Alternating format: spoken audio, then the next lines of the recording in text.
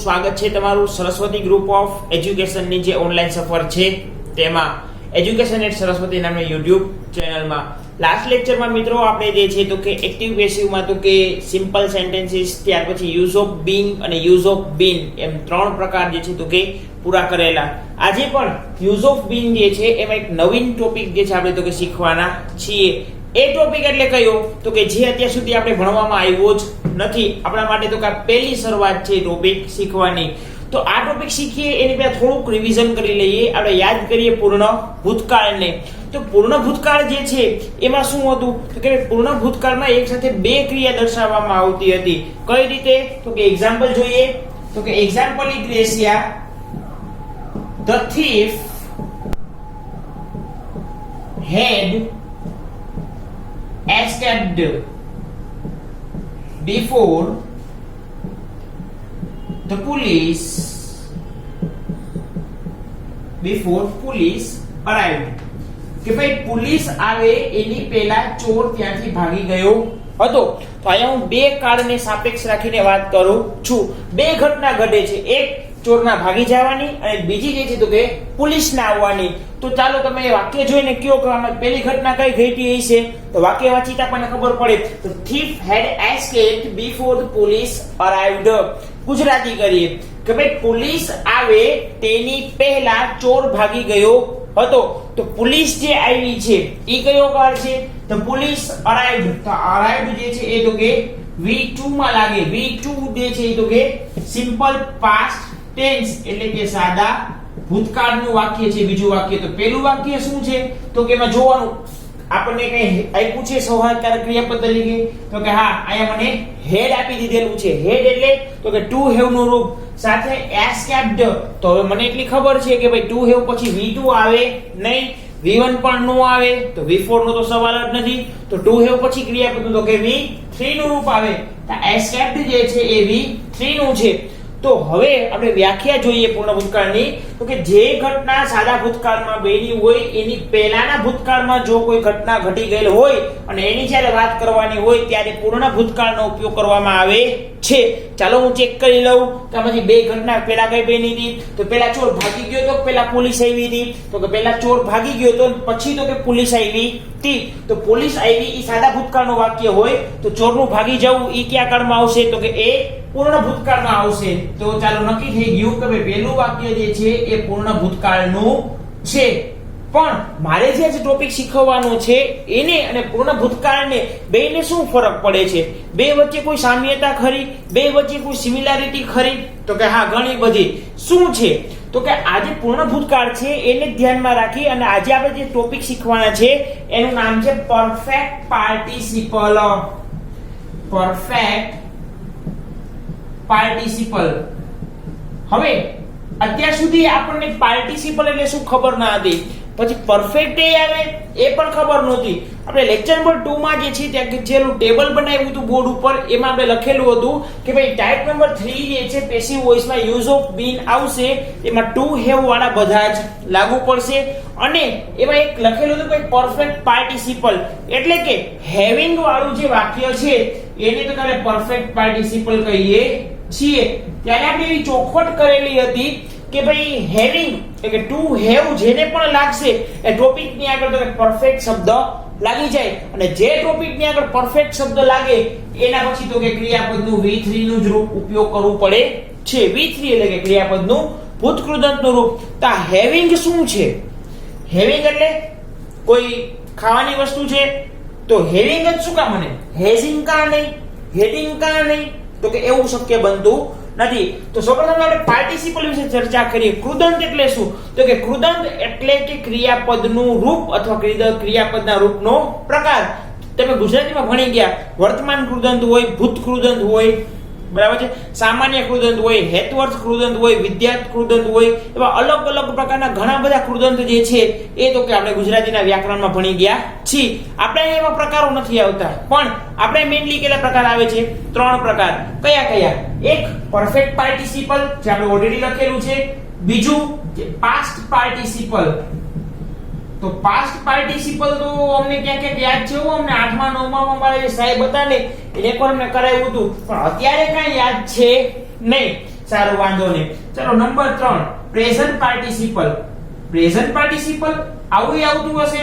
હા આવું આવે છે, પણ અમે છે પહેલી વાર જોઈ. કાઈ વાંધો નહીં, ભલે પહેલી વાર જોતા હો, આપણે મૂંઝાવાનું છે નહીં.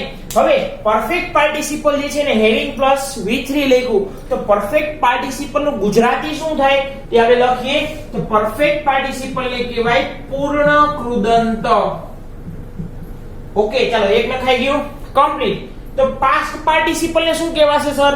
તો પાસ્ટ પાર્ટિસિપલ ને કહેવાય ભૂત કૃદંત. ઓકે ચાલો. તો આ પ્રેઝન્ટ પાર્ટિસિપલ ને શું કહેવાય? હવે અમને એટલી જ ખબર પડી ગઈ કે પાસ્ટ એટલે ભૂત ને પાર્ટિસિપલ એટલે કૃદંત. પરફેક્ટ એટલે પૂર્ણ અને પાર્ટિસિપલ એટલે કૃદંત. હા બરાબર આન્સર. પ્રેઝન્ટ એટલે વર્તમાન અને પાર્ટિસિપલ એટલે કૃદંત. ઇટ મીન્સ કે પ્રેઝન્ટ પાર્ટિસિપલ નો મતલબ થશે વર્તમાન કૃદંત. એકદમ સાચું, તમે બધા સાચું બોલ્યા. વર્તમાન કૃદંત કમ્પ્લીટ. તો હવે આ ત્રણમાં અમને ફેર કયો ને કે પૂર્ણ કૃદંત એટલે શું, ભૂત કૃદંત એટલે શું અને વર્તમાન કૃદંત એટલે શું? ચાલો આપણે જોઈ લઈએ. એટલે પાસ્ટ પાર્ટિસિપલ જોઈએ. તો પાસ્ટ પાર્ટિસિપલ જે છે એને V3 એટલે કે ક્રિયાપદનું જે ભૂત કૃદંતનું રૂપ છે એને પાસ્ટ પાર્ટિસિપલ કહેવાય. જ્યારે પ્રેઝન્ટ પાર્ટિસિપલ જે છે એને V1 ing એટલે કે ક્રિયાપદનું જે V1 નું રૂપ છે, જે ક્રિયાપદનું મૂળ રૂપ છે એની પાછળ જ્યારે તમે ing લગાડો છો એટલે પ્રેઝન્ટ પાર્ટિસિપલ બને છે, એટલે કે વર્તમાન કૃદંત બને છે. તો હવે આજે પરફેક્ટ પાર્ટિસિપલ માં શું આવશે? તો કે પરફેક્ટ પાર્ટિસિપલ માં ખાલી હેવિંગ આવશે. આ પાસ્ટ પાર્ટિસિપલ એ શું છે? તો કે એ જે છે તો કે ક્રિયાપદનું V3 એટલે કે ભૂત કૃદંતનું રૂપ છે. તો પ્રેઝન્ટ પાર્ટિસિપલ તો કે V1 ing જેને આપણે V4 કહીએ છીએ, એટલે કે જે ચાલુ કાળમાં વપરાય છે એને વર્તમાન કૃદંત કહેવાય.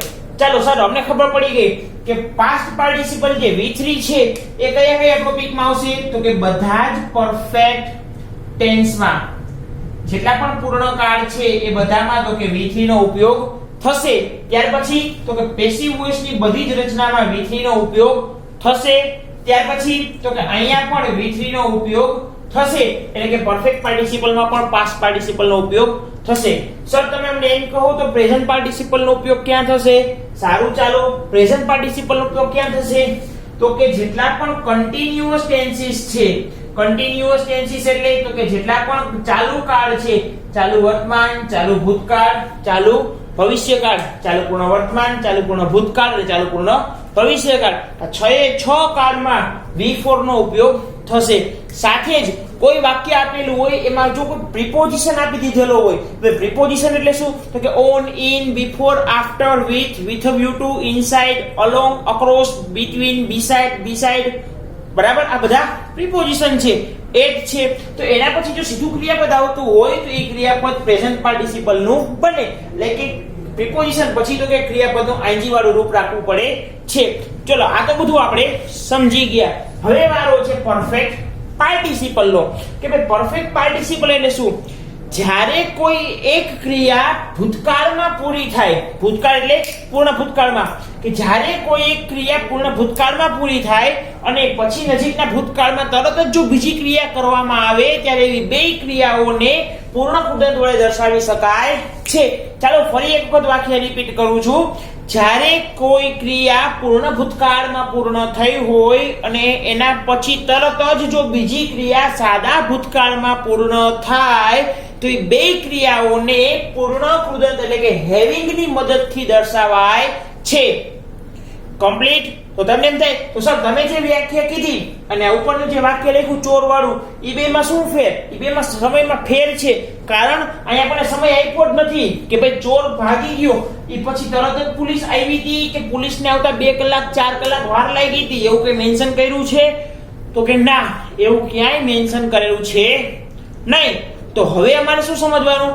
તો કે અહીંયા કદાચ એવું બની શકે કે ભાઈ ચોર જે છે રાત્રે 2 વાગે ભાગી ગયો હોય અને પોલીસ સવારે 4 વાગે આવી હોય, તો આ સાદો ભૂતકાળ થાય અને આ પૂર્ણ ભૂતકાળ થાય. ત્યારે પરફેક્ટ પાર્ટિસિપલમાં શું થશે કે ભાઈ જેવો ચોર ભાગી જાય કે તરત જ પોલીસ આવે, એવી બધી જ વાક્ય, એવા બધા જ વાક્યોમાં તો કે આપણે પરફેક્ટ પાર્ટિસિપલ એટલે પૂર્ણ કૃદંતનો ઉપયોગ કરીએ છીએ. જોઈએ પરફેક્ટ પાર્ટિસિપલ. પેલા જે છે તો કે ટાઇટલ મારો, બરાબર છે કે પૂર્ણ ભૂતકાળ જે છે એટલે શું, એટલે પૂર્ણ ભૂતકાળની ટાઇટલ મારો, પૂર્ણ ભૂતકાળની વ્યાખ્યા લખો, એનું એક્ઝામ્પલ લખો, એનું બાયફોર્ગેટ કરો કે ભાઈ હેડ છે ટુ હેડ નું રૂપ, એસ્કેપ્ડ V3 છે, ત્યાર પછી આ અરાઇવ્ડ જે છે V2 સાદા ભૂતકાળમાં લાગુ પડે, તો આ વાક્ય પૂર્ણ ભૂતકાળનું છે. પછી તો કે ત્રણ પ્રકારના કૃદંત આવે, પરફેક્ટ પાર્ટિસિપલ, પાસ્ટ પાર્ટિસિપલ અને પ્રેઝન્ટ પાર્ટિસિપલ. માં પરફેક્ટ પાર્ટિસિપલમાં હેવિંગ, પાસ્ટ પાર્ટિસિપલમાં V3 અને પ્રેઝન્ટ પાર્ટિસિપલમાં V1 ing જેને આપણે V4 કહીએ છીએ. હવે પરફેક્ટ પાર્ટિસિપલનું ગુજરાતી પૂર્ણ કૃદંત, પાસ્ટ પાર્ટિસિપલનું ગુજરાતી ભૂત કૃદંત અને પ્રેઝન્ટ પાર્ટિસિપલનું ગુજરાતી વર્તમાન કૃદંત થશે. પછી ઉપયોગો લખો. પરફેક્ટ પાર્ટિસિપલનો ઉપયોગ અત્યારે નહીં લખવાનો, પેલા પાસ્ટ પાર્ટિસિપલનો ઉપયોગ લખી નાખવાનો. ક્યાં થશે તો કે બધા જ પૂર્ણકાળમાં અને પેસિવ વોઇસમાં, અને સાથે જ હજી એક આવશે પરફેક્ટ મોડલ ઓક્સિલરીની સાથે જે છે તો કે V3 નો ઉપયોગ થશે. પછી તો કે પ્રેઝન્ટ પાર્ટિસિપલ કન્ટીન્યુઅસ ટેન્સીસમાં, તો કન્ટીન્યુઅસ ટેન્સીસ કેટલા આવે છે? 3 આવે છે, અને 3 તો કે પરફેક્ટ કન્ટીન્યુઅસ આવે છે, એટલે કે ચાલુ પૂર્ણ વર્તમાન, ચાલુ પૂર્ણ ભૂતકાળ, ચાલુ પૂર્ણ ભવિષ્યકાળ, ચાલુ ભૂતકાળ, ચાલુ વર્તમાન અને ચાલુ ભવિષ્યકાળ. આ 6 કાળમાં V4 નો ઉપયોગ થાય છે. સાથે તમે નોંધ કરીને એમ પણ લખી શકો છો કે જ્યારે કોઈ એક વાક્યમાં જે છે વચ્ચે કે પ્રિપોઝિશન આવતું હોય અને પ્રિપોઝિશન પછી સીધું જ ક્રિયાપદનું રૂપ આવતું હોય તો એ ક્રિયાપદના રૂપને ing લગાડવામાં આવે છે.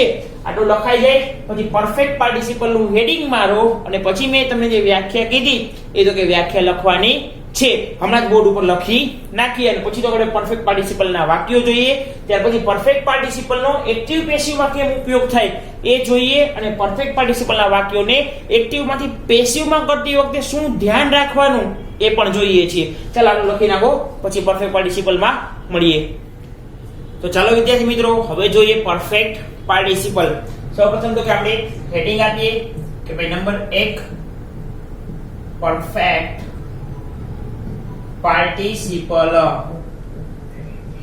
તો આપણે જે છે પરફેક્ટ પાર્ટિસિપલ શું કહેવાય એની તો સમજ મેળવી ગયા છીએ.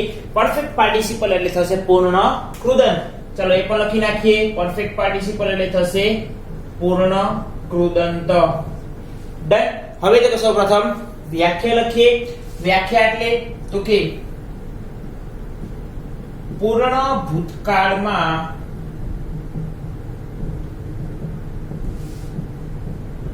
પૂર્ણ થયેલી કોઈ ક્રિયા અને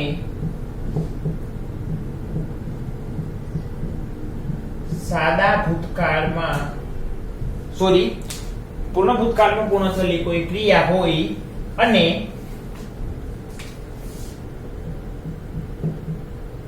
ત્યાર પછી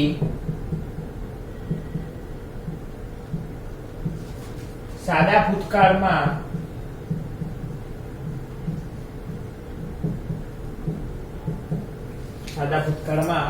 બનતી ક્રિયા વચ્ચેનો સમય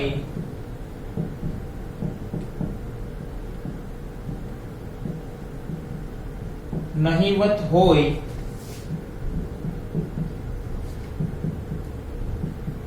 ત્યારે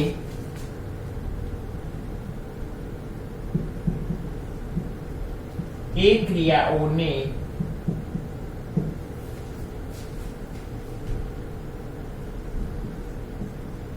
પૂર્ણ કૃદંત વડે દર્શાવી શકાય. બરાબર કે જ્યારે પૂર્ણ ભૂતકાળમાં પૂર્ણ થયેલી કોઈ ક્રિયા હોય અને ત્યાર પછી સાદા ભૂતકાળમાં બનતી ક્રિયા વચ્ચેનો સમય નહિવત હોય, એટલે કે સાવ ટાઈમ લાગતો હોય નહીં, ફટાફટ જ થતું હોય, ત્યારે એ ક્રિયાઓને પૂર્ણ કૃદંત વડે દર્શાવી શકાય છે. દાખલા તરીકે એક્ઝામ્પલ ગ્રેસિયા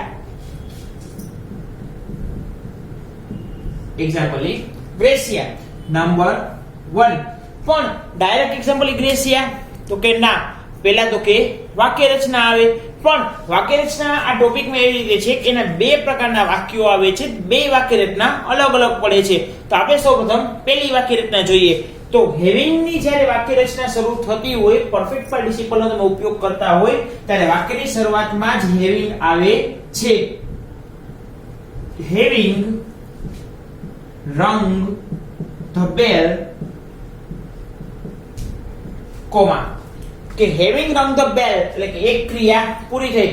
બેલ વગાડ્યા પછી તો કે બેલ કોણ વગાડે? પિયુન. તો કે the piyun sat on his chair.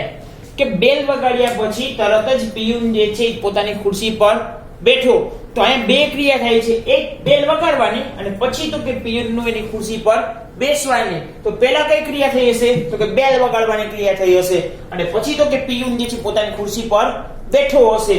તો હવે હેવિંગ નો ઉપયોગ વાક્યમાં થયો છે તો તેની સાથે V3 આવે. પણ તમે એક વસ્તુ સ્ટ્રેન્જ નોટિસ કરો છો, આ બે વાક્ય છે એમાંથી બીજું વાક્ય જે છે એમાં જ કર્તા તમને આપી દીધેલો છે ધ પિયુન. જ્યારે બે ક્રિયા કોના દ્વારા કરવામાં આવે છે? એક જ વ્યક્તિ દ્વારા. બેલ કોણ વગાડશે? તો કે પિયુન વગાડશે. ત્યાર પછી ખુરશી પર કોણ બેસશે? તો કે ન્યાય પિયુન જ બેસવાનો છે ને હું કે તમે કે કોઈ બીજું તો બેસવાનું નથી. તો એ જે છે બે વાક્યો વચ્ચે એક જ કરતા હોય ત્યારે વાક્યની શરૂઆતમાં જ હેવિંગ આવી જાય છે અને વાક્યની શરૂઆત જ્યારે હેવિંગ થી થાય તો ત્યાર પછી સીધું V3 મૂકવાનું આવે છે એટલે કે હેવિંગ પ્લસ V3 પ્લસ કર્મ અને ત્યાર પછી કોમા. એટલે આ વાક્યમાં કરતા નથી તો કે ના આ વાક્યમાં કરતા નથી. તો કોમા પછી તો કે સૌપ્રથમ આવશે કર્તા પ્લસ સેટ એટલે કે V2 plus on his chair. on his chair એટલે તમે કર્મ તરીકે ગણો કે અન્ય શબ્દ ગણો એમાં કોઈ ફરક પડતો નથી. તો અહીંયા આવશે અન્ય શબ્દ. કમ્પ્લીટ. અહીંયા વાક્યની શરૂઆતમાં હેવિંગ આ થઈ પ્રથમ વાક્ય રચના કે જેમાં કર્તા આપણને વાક્યની વચ્ચે આપેલો હોય, કર્તા આપણને વાક્યની મધ્યમાં આપેલો હશે. હવે જોઈએ નંબર 2 બીજું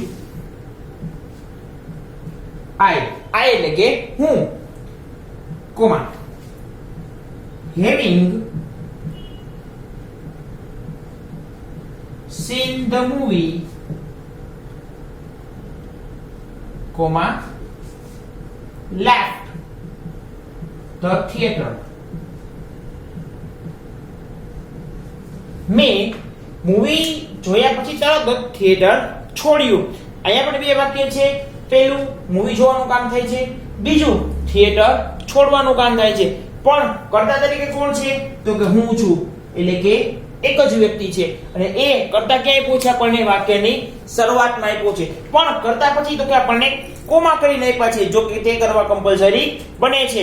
હવે જુઓ આ વાક્યમાં કઈ રીતે બને છે કે અહીંયા જે છે વાક્યની શરૂઆતમાં તો કે કર્તા આવે છે, ત્યારબાદ કોમા, ત્યાર પછી હેવિંગ,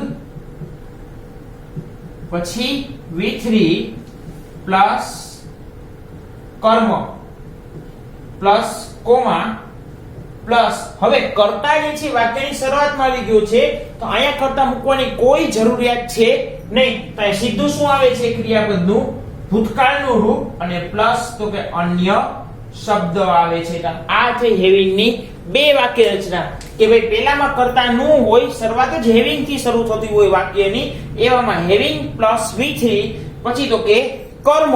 અહીંયા અન્ય શબ્દ આવશે ને કમ્પલસરી કર્મ જ હશે. કર્મના આપણે બે પ્રકાર જોઈ ગયા, સજીવ અને નિર્જીવ. અહીંયા કાં તો સજીવ કર્મ આપી દીધું હશે ને કાં તો નિર્જીવ કર્મ હશે, પણ બેમાંથી એક કર્મની હાજરી હોવી તો કે જરૂરી બને છે. ત્યાર પછી કોમા બે વાક્યને અલગ પાડવા માટે.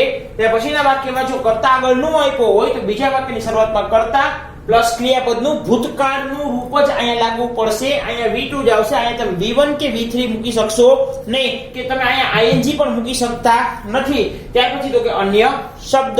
બીજો વાક્યનો જે પ્રકાર છે એમાં કર્તા જે છે વાક્યની શરૂઆતમાં આવશે, ત્યાર પછી કર્તા પછી જે છે તો કે કોમા કરવા જે છે તો કે ખૂબ જ જરૂરી બની જાય છે કર્તાને વાક્યથી અલગ પાડવા માટે. ઘણી બધી ગ્રામર બુક એવી છે કે ભાઈ એમાં કર્તા પછી જે છે ને કોમા આપવામાં આવતા નથી. ડાયરેક્ટ જે છે કર્તા plus having plus V3 plus કર્મ પ્લસ કોમા V2 ને અન્ય શબ્દ. તો બે વાક્ય રચના સાચી પડે છે. કર્તા પછી તમે કોમા કરો અને વાક્ય રચના કન્ટિન્યુ કરો તો પણ એ ગ્રામરની દ્રષ્ટિએ સાચું છે. અને જો તમે કર્તા પછી કોમા નથી કરતા અને ડાયરેક્ટ જો કર્તા plus having plus V3 plus કર્મ કોમા V2 અને અન્ય શબ્દ. પણ અહીંયા તમારે ખાસ એક ધ્યાન રાખવાનું કે ભાઈ વાક્યની શરૂઆતમાં કર્તા આવી ગયો છે તો બીજા વાક્યની શરૂઆતમાં અહીંયા કરતા આવશે નહીં, અહીંયા ડાયરેક્ટ જે છે તો કે ક્રિયાપદના ભૂતકાળના રૂપથી જ શરૂ થશે. જ્યારે પહેલા પ્રકારના વાક્યમાં તમારે એમ લખવાનું થાય કે વાક્યની શરૂઆત હેવિંગ થી થાય છે, તો બીજા વાક્યની શરૂઆતમાં કર્તા દર્શાવવો પડે છે. એટલે કે કર્તા વાક્યની શરૂઆતમાં હોય તોય ચાલે અને વાક્યની વચ્ચે હોય તો પણ ચાલે, પણ કર્તા જ્યાં હોય ત્યાં ધ્યાન આપણે શું રાખવાનું છે કે હેવિંગ વાક્યની શરૂઆતમાં મૂકો કે વાક્યની વચ્ચે મૂકો, એના પછી ક્રિયાપદનું રૂપ જે છે કયું આવવું જોઈએ તો કે V3, એટલે કે ભૂત કૃદંતનું જ રૂપ આવવું જોઈએ. ત્યાર પછી સજીવ કે નિર્જીવ બેમાંથી કોઈ એક કર્મ આવવું જોઈએ, કોમા જો કર્તા આગળ આવી ગયો હોય તો અહીંયા સીધું ક્રિયાપદનું ભૂતકાળનું રૂપ, જો કર્તા નથી આવ્યો તો કર્તા, અને કર્તા પછી ભૂતકાળનું રૂપ અને અન્ય શબ્દ. ચાલો બંને વાક્ય રચના અને વ્યાખ્યા લખી લ્યો, પછી આપણે થોડા એક્ઝામ્પલ્સ જોઈએ હેવિંગ વાળા. હવે તો કાંઈ આપણને 5 એક્ઝામ્પલ આપેલા છે, જોઈએ એક્ઝામ્પલ. પેલું છે having finished the homework I went for playing, એટલે કે હોમવર્ક પૂરું કર્યા પછી તરત જ હું રમવા માટે ગયો. તો પહેલી ક્રિયા મારું હોમવર્ક પૂરું કરવાની છે અને ત્યાર પછીની ક્રિયા છે તો કે રમવા જવાની. આ બે ક્રિયાનો કરનાર તો કે હું એક છું, એટલે કે કર્તા તરીકે મારું નામ આપેલું છે. તો હવે વાક્યની શરૂઆતમાં હેવિંગ છે, તો હેવિંગ પછી સીધું મેં V3 કરેલું છે, ત્યાર પછી કર્મ છે. બીજા વાક્યની શરૂઆતમાં કર્તા V2 અને અન્ય શબ્દ. બીજું વાક્ય જોઈએ, જ્યોતિ comma having read the poem took rest, કે ભાઈ જ્યોતિએ પોએમ વાંચ્યા પછી આરામ કર્યો. તો બે વાક્યની શરૂઆતમાં જ કર્તા આપી દીધેલો છે જ્યોતિ, તો જ્યોતિ પછી કોમા, ત્યાર પછી having પછી read એટલે કે V3, having read the poem, poem શું બને છે અહીંયા કર્મ બને છે. took rest, તો took જે છે ક્રિયાપદનું ભૂતકાળનું રૂપ છે, rest તો કે અન્ય શબ્દમાં આવશે. બે વાક્યનો કર્તા કોણ છે તો કે જ્યોતિ એક જ છે, કે ભાઈ જ્યોતિએ પોએમ વાંચ્યા પછી તો કે આરામ કર્યો. ત્રીજું એક્ઝામ્પલ છે ભાઈ having taught the grammar, the teacher gave us examples, કે ગ્રામર શીખવાડ્યા પછી, taught એટલે શીખવવું, ગ્રામર શીખવાડ્યા પછી શિક્ષકે અમને એક્ઝામ્પલ્સ આપ્યા. તો પહેલા કઈ ક્રિયા થઈ હશે ગ્રામર શીખવાડવાની, અને ત્યાર પછીની કઈ ક્રિયા થઈ હશે તો કે એક્ઝામ્પલ્સ આપવાની. તો બે વાક્યો વચ્ચે કર્તા કોણ છે તો કે ધ ટીચર. વાક્યની શરૂઆતમાં નથી, તો વાક્યની શરૂઆતમાં હેવિંગ પ્લસ V3 પ્લસ કર્મ કોમા કર્તા V2 અને અન્ય શબ્દ. અહીંયા તમે કર્મ પણ લખી શકો અસ અને એક્ઝામ્પલ્સ. અસ જે છે સજીવ કર્મ થશે અને એક્ઝામ્પલ્સ જે છે તો કે નિર્જીવ કર્મ થશે. ચોથું એક્ઝામ્પલ કે having insulted to Hiren, Viren never went there, કે હિરેનને અપમાનિત કર્યા પછી વિરેન ક્યારેય ત્યાં ગયો નહીં. તો હેવિંગ વાક્યની શરૂઆતમાં છે તો હેવિંગ ઇન્સલ્ટેડ ટુ હિરેન, તો હિરેન અહીંયા કર્મ બને છે. કોણે ઇન્સલ્ટ કર્યો તો કે હિરેનને ઇન્સલ્ટ કર્યો. ઇન્સલ્ટ કરવાનું ક્રિયા કોણ કરે છે વિરેન, તો વિરેન નેવર વેન્ટ ધેર નકાર વાક્ય છે. હવે તમે ડીડ નોટ નો પણ ઉપયોગ કરી શકો, ભાઈ Viren did not go there, પણ ડીડ નોટ ગો નો ઉપયોગ કરેલો આપણે નેવર કરી નાખ્યું અને ગો નું તો કે વેન્ટ થઈ ગયું. પાંચમું એક્ઝામ્પલ છે ભાઈ હેવિંગ લોસ્ટ ધ મેચ, કે મેચ હારી ગયા પછી the players return to the pavilion sadly, પેવિલિયનમાં તો કે દુખી થઈને પરત ફર્યા. કે મેચ હારી ગયા તો પ્લેયર પછી કઈ ગ્રાઉન્ડમાં સેલિબ્રેશન ન કરે, એ શું કરે તો કે પેવિલિયનમાં પાછા આવતા રહીએ, તો કે સેડલી આવ્યા, કઈ રીતે દુખી થઈને આવ્યા હતા. તો બે વાક્યો છે કરતા કોણ છે ધ પ્લેયર્સ, મેચ કોણ હારી ગયું તો કે પ્લેયર્સ. તો વાક્યમાં કરતા બીજા વાક્યમાં આપેલો છે, તો પહેલા વાક્યની શરૂઆતમાં હેવિંગ પ્લસ V3 કર્મ કોમા કર્તા પછી ક્રિયાપદનું ભૂતકાળનું રૂપ અને ત્યાર પછી તો અન્ય શબ્દ. આ પાંચે પાંચ એક્ઝામ્પલ્સ તમે નોટબુકમાં લખી લ્યો. મળીએ છીએ નેક્સ્ટ લેક્ચરમાં, ત્યારે આપણે જે છે તો કે હેવિંગ શીખી ગયા છીએ. હવે તો હવે હેવિંગ વાળા વાક્યોને આપણે પેસિવમાં કઈ રીતે બદલી શકાય એ તો કે જોઈશું નેક્સ્ટ લેક્ચરમાં. ત્યાં સુધી જય હિન્દ, જય ભારત. અને હા, આજે જે પણ કઈ કરાવેલું છે એ તમારે હોમવર્કમાં જે છે તો કે 2 વખત કરવાનું રહેશે. પરફેક્ટ પાર્ટિસિપલ નો આખો ટોપિક 5 એક્ઝામ્પલ સહિત, અને બીજા વધારાના 5 એક્ઝામ્પલ જે છે તો કે તમારે જાતે બનાવવાના રહેશે. વંદે માતરમ.